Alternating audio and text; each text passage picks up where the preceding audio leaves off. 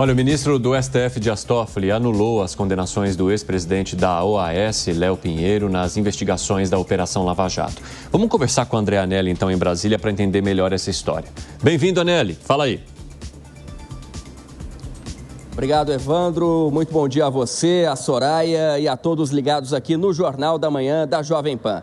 A decisão do ministro Dias Toffoli de anular as condenações foi proferida em um pedido de extensão feito pela defesa de Léo Pinheiro a partir de outras decisões do ministro que também anularam condenações da Lava Jato. As liminares reconheceram que o ex-juiz Sérgio Moro, então responsável pelas investigações, foi parcial na condução dos processos. Toffoli atendeu a um pedido da defesa que apontou nulidades nos processos com base em mensagens apreendidas na Operação Spoofing entre o juiz e procuradores em Curitiba. De acordo com o ministro, as mensagens mostram que procuradores e o juiz combinaram os passos da investigação, o que não poderia ter ocorrido. Léo Pinheiro foi um dos principais delatores da operação e teve a colaboração premiada homologada pelo Supremo Tribunal Federal em 2019. Depois, o ex-presidente da construtora OAS deixou a prisão e passou a cumprir prisão domiciliar sob a condição de uso de tornozeleira eletrônica. Ao todo, Léo Pinheiro ficou 3 anos e 4 meses preso na carceragem da Polícia Federal em Curitiba. Os depoimentos dele foram usados nos processos que condenaram o então ex-presidente, agora já presidente novamente Lula, no caso do Triplex, no Guarujá, litoral paulista. Também esses processos anulados pelo STF sob a alegação de irregularidades e parcialidade nas decisões de Sérgio Moro.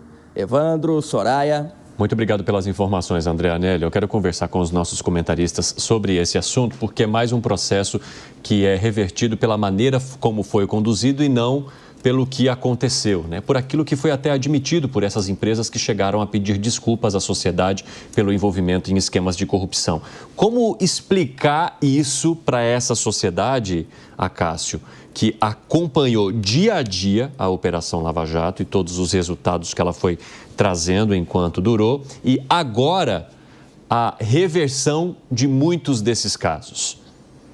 Evandro, vamos pensar no processo penal e no direito penal como a relação entre um trem e o trilho.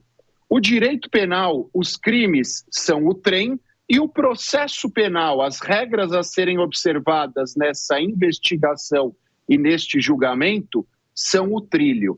Se o trilho não está bem alinhado, se o trilho não está bem postado, aquele trem não sai do lugar. Todo mundo olha e fala, o trem está lá. Mas se esse trilho não está funcionando, o trem que lá está não sairá do lugar. E foi o que aconteceu na Operação Lava Jato.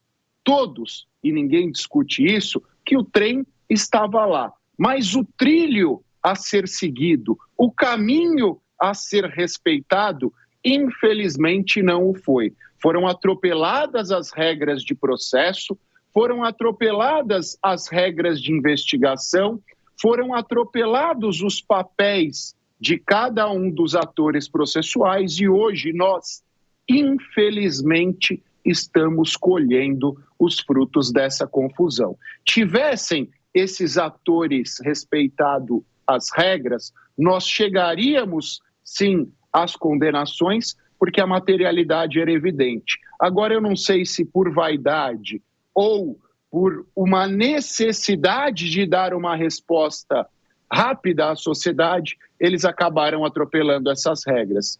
Repito, e infelizmente hoje nós estamos colhendo os resultados deste atropelo ou desta falta de trilho. Diogo? Evandro, a gente não pode continuar mais tempo ainda se indignando com os mesmos fatos.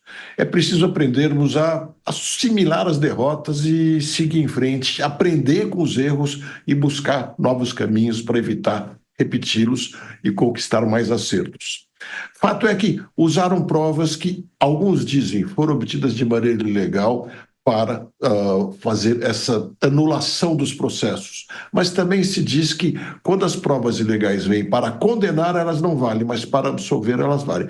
Fato é que Todos os casos ligados a essa Operação Lava Jato estão sujeitos a serem desfeitos, porque a origem tinha um vício. É assim que a justiça decidiu, gostemos ou não. Então está na hora de discutirmos se o nosso modelo processual, os nossos processos devem ser conduzidos assim ou de uma maneira diferente, mais simples.